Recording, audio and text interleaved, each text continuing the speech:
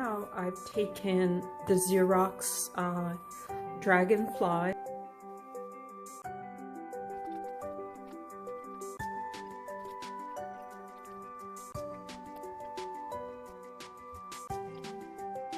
We are with the cutout dragonfly, and what I'm going to do is take the adhesive fine brush.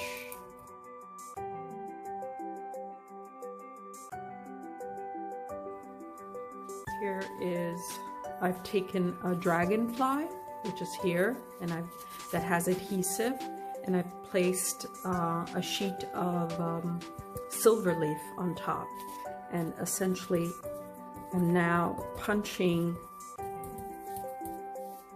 the dragonfly with the brush. So here we are with the actual dragonfly.